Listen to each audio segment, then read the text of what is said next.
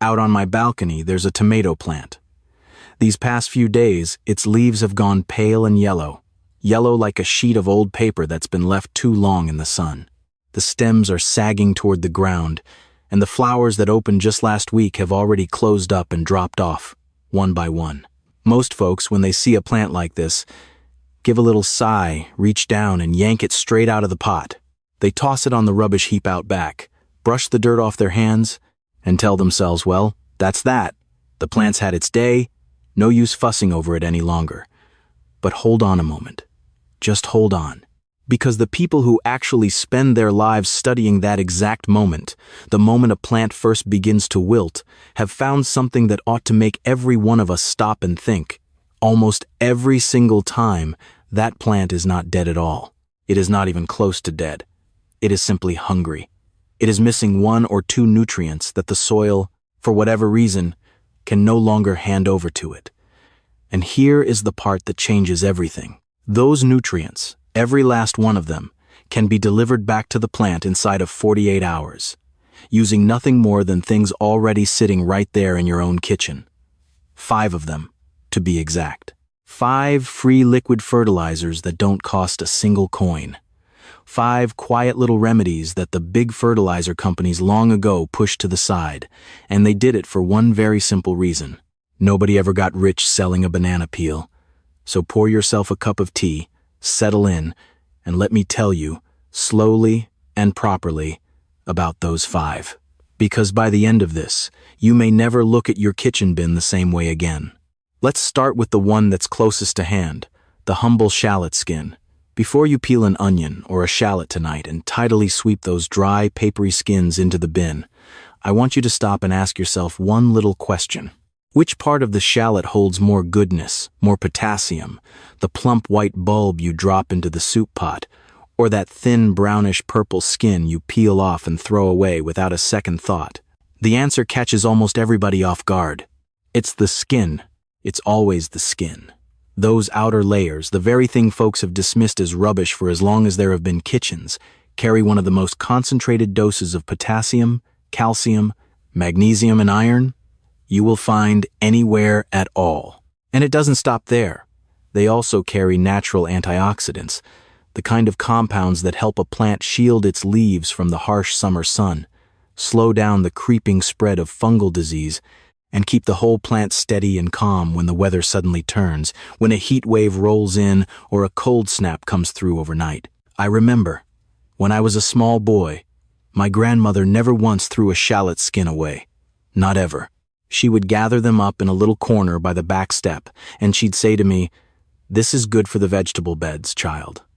You'll understand one day." Back then, I didn't understand a word of it. I thought she was just being thrifty, the way her whole generation was. Now, after all these years with my own hands in the soil, I understand completely. But here, friends, is exactly where most people take a wrong turn. They hear that shallot skins are good for the garden, so they go and bury the skins straight down into the soil, hoping they'll rot away and feed the roots. Now that isn't wrong, exactly, but it is slow. Painfully slow, weeks on end. All that goodness stays locked up tight inside the dry, stubborn fiber, while the plant up above just keeps on wilting, leaf by leaf. By the time those skins finally break down, the plant is already long gone. The real trick, the one almost nobody talks about, is water.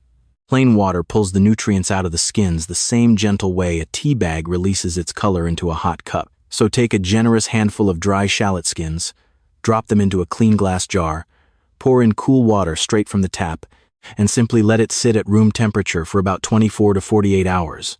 That's the whole setup. After just one day, the water has already darkened to the color of weak tea. By the second day, it deepens into a rich amber.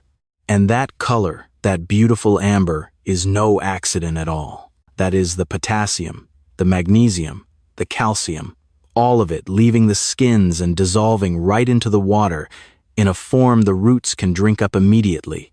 No composting, no waiting around for months. Pour that amber water around the base of a yellowing tomato plant, or around a pepper that simply refuses to set fruit, and within just a few days, you'll see the stem firm up, you'll see fresh leaves come in a deeper, healthier green, and within about a week the flowers begin setting once again. Shallot skins feed the plant directly, and they do it fast. But the very next thing I'll tell you about is something different altogether, because it doesn't feed the plant at all. It feeds the billions of invisible little workers living quietly in every single handful of your soil, and that changes everything. Have you ever truly stopped to think about that cloudy water you pour down the drain every single evening, that leftover water from rinsing your rice? Would you believe me if I told you it's one of the finest soil treatments ever examined under a microscope? It sounds like an exaggeration. I know it does, but it's the honest truth. Rice rinse water, fresh out of the bowl, already carries starches, B vitamins, a little iron, and a little zinc, and even like that it does the garden some good. But the real magic, the part that matters, only shows up a few days later. When you leave that cloudy water in a loosely covered jar, somewhere airy and out of the way, after 3 or 4 days it begins to give off a faintly sour smell, a little like the first hint of fermenting rice or sourdough. Now, most people reach this exact point, catch a whiff of that sourness, and pour the whole thing out, certain it's spoiled. And oh, what a shame that is, because that is the precise moment it has become most valuable of all. That sour smell is the unmistakable signature of a whole colony of beneficial microbes that have just bloomed to life inside the jar.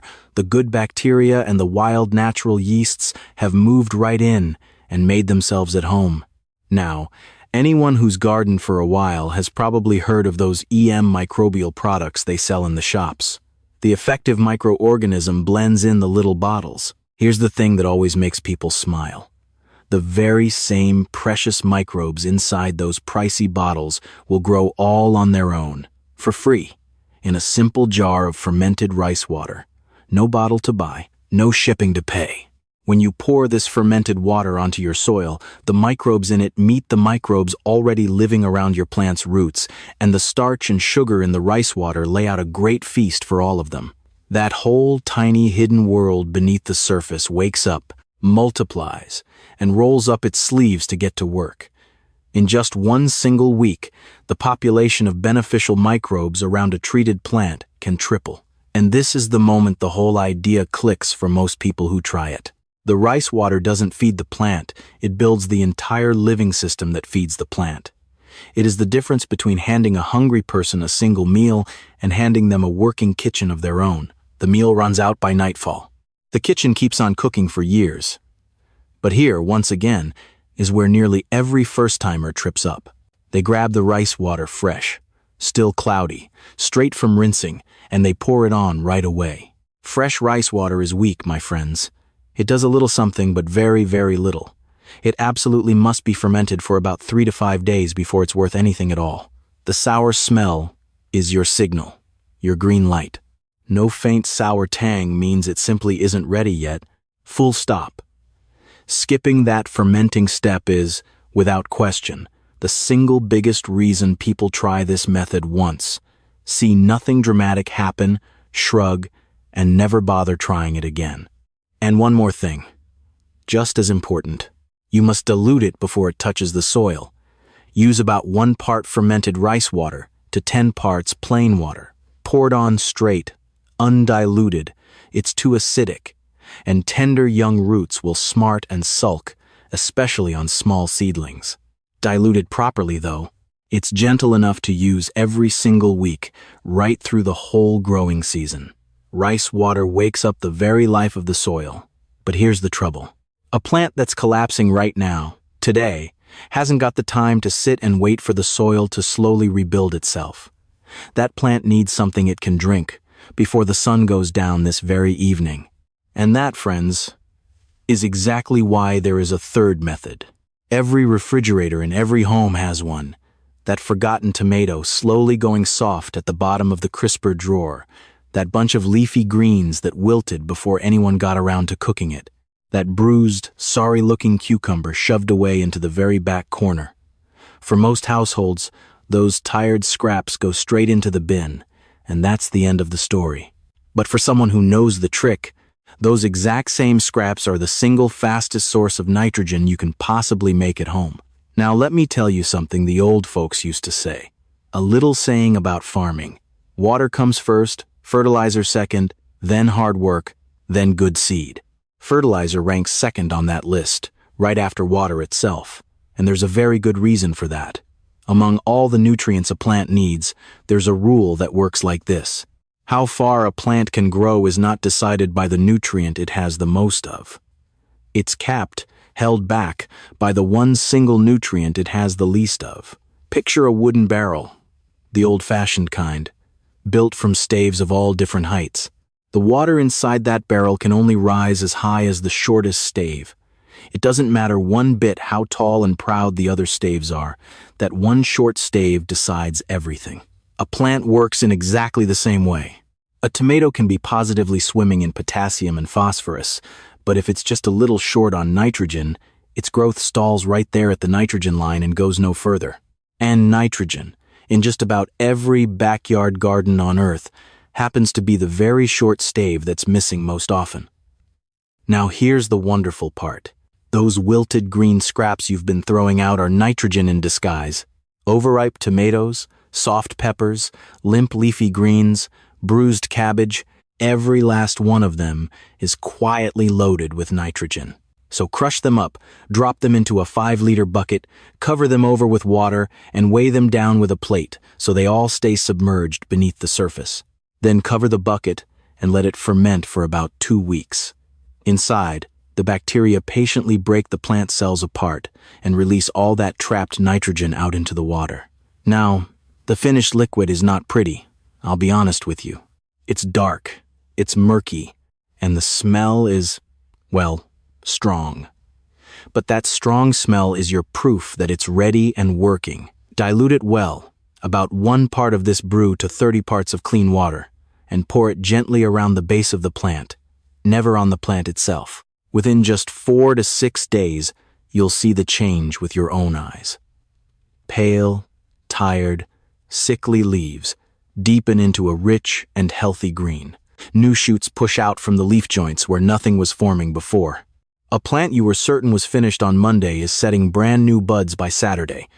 Now, here comes the mistake people make every single season, the one that burns more gardens than any other single thing.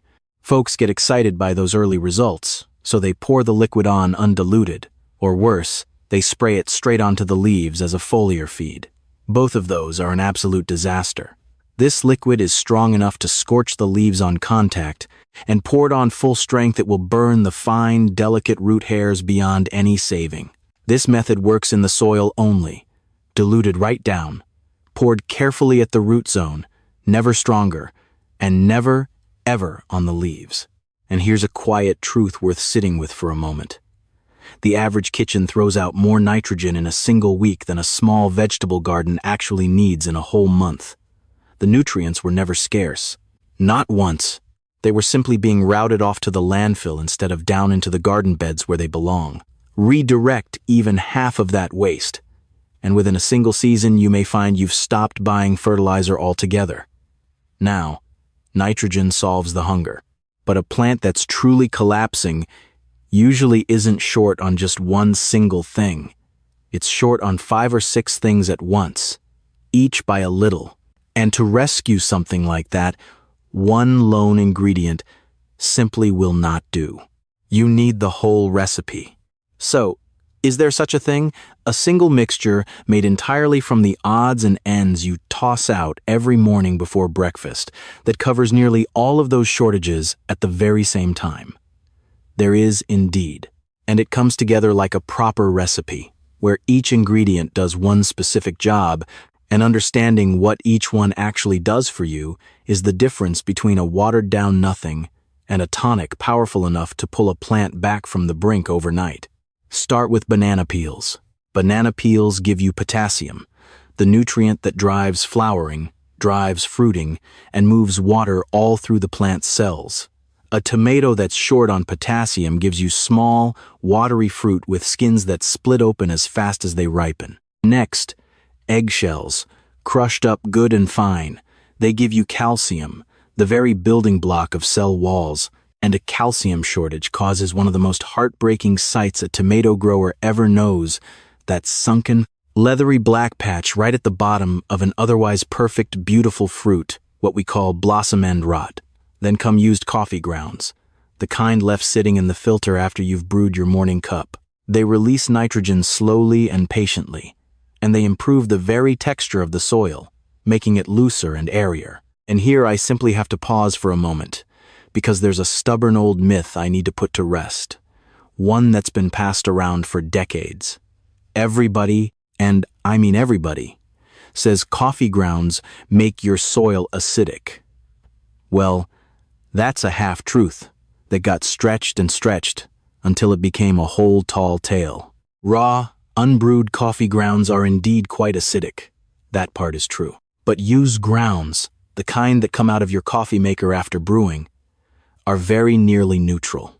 Tested in proper soil labs, they sit somewhere around 6.5 to 6.8, which is almost exactly right where most vegetables love to be. Used coffee grounds will not turn your bed sour no matter what the blogs tell you. What they will do is add organic matter, feed your earthworms, improve drainage, and release a little nitrogen nice and slow over several weeks. And that, friends, is the kind of detail that separates someone who's read 100 blog posts from someone who truly understands what's happening down in the soil. Now, add to all this a small pinch of wood ash, something our grandparents prized and saved for generations. It brings extra potassium and a whole spread of trace minerals. And if you happen to have a little coconut water sitting about, a small splash of that helps too, acting like a But the real soul of this whole brew, the secret heart of it, is something hardly anyone ever notices, and that's molasses, the dark, almost bitter kind. Now, molasses doesn't feed the plant directly at all. It's food for the microbes. A single spoonful of molasses stirred into the jug is like ringing the dinner bell for every good bacterium swimming in there. Within hours, they're multiplying like wildfire. And those busy, hyperactive microbes then turn around and break down the banana peels, the eggshells, and the coffee grounds far, far faster than those things would ever rot on their own. A brew without molasses takes a slow 3 weeks to become useful. A brew with molasses in it is ready in just 3 days.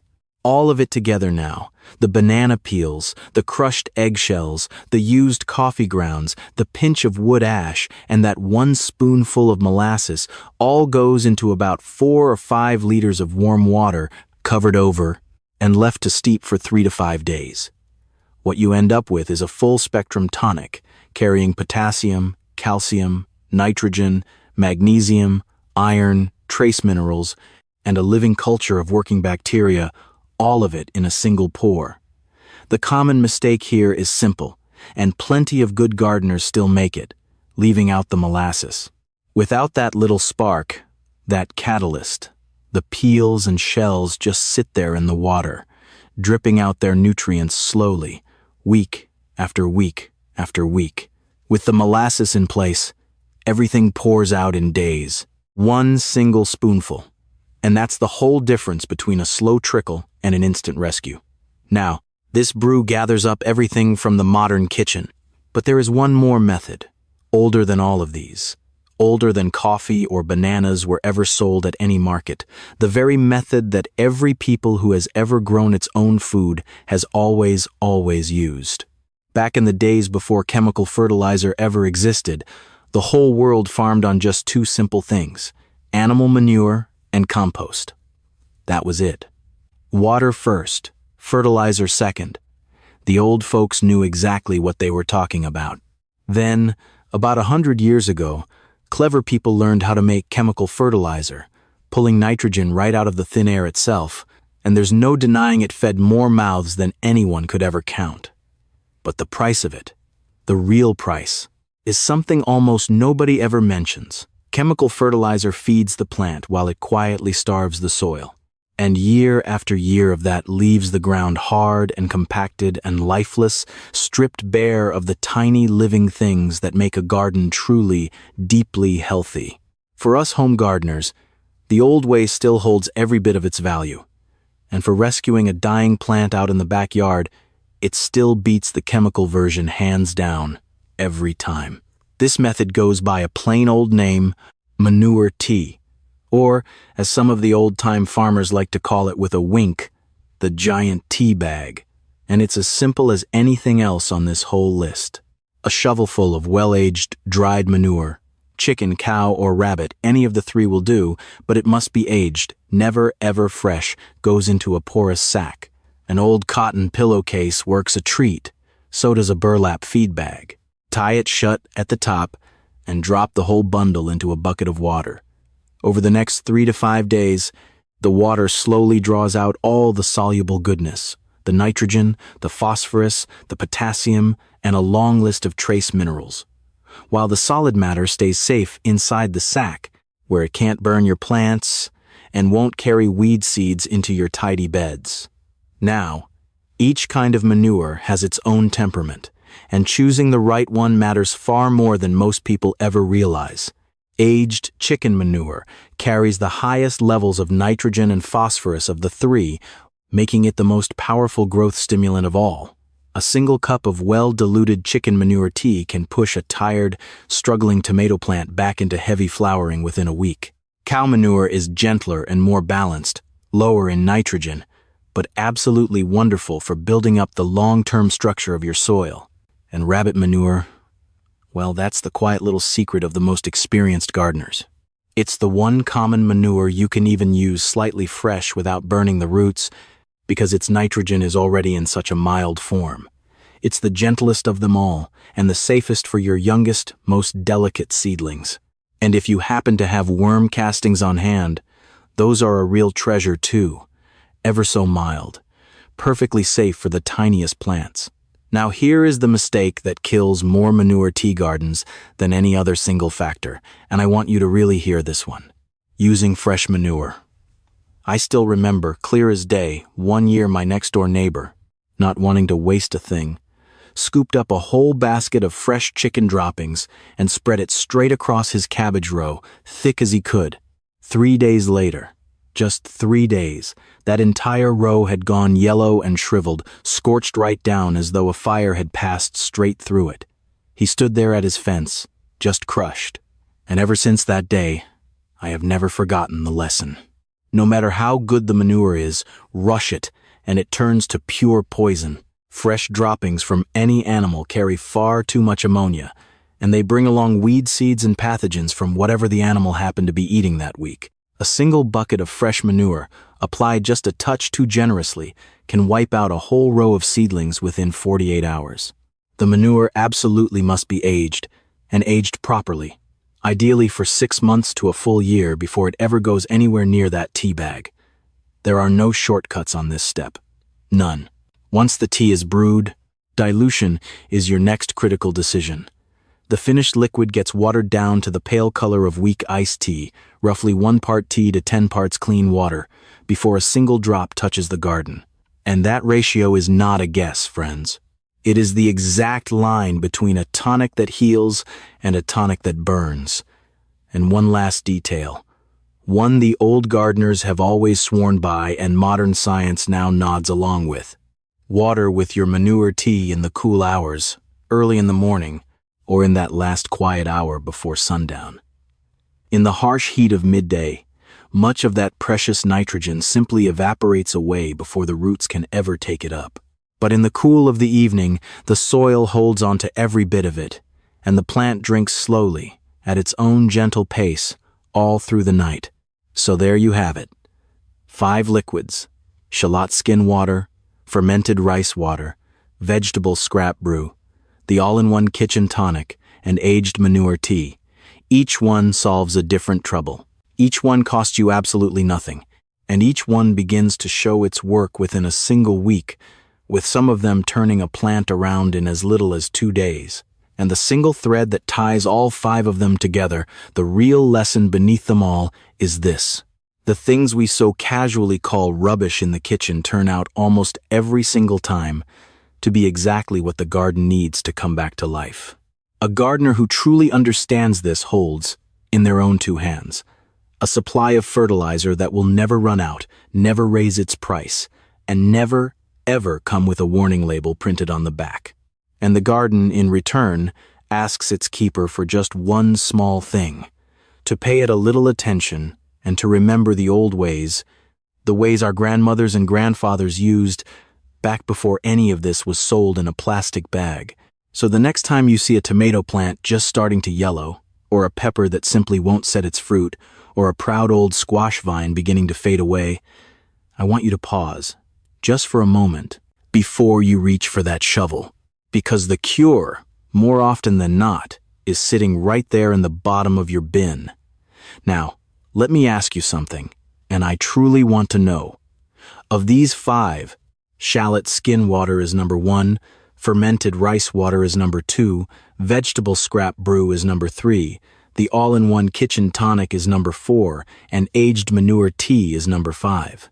Which one will you try first? Type me the number. Just the number. 1, 2, 3, 4, or 5. Down in the comments below. I read every single one of them. I promise you that. And if any of this rang true for you today, do me a kindness and pass it along to a neighbor, to a fellow gardener, someone who's been losing more plants lately than they've been able to save. Because every kitchen that turns its scraps back into the soil is one more small piece of something well and truly worth holding on to. Keep the old knowledge alive, my friends. Happy gardening, and may your beds grow green and full and generous all season long.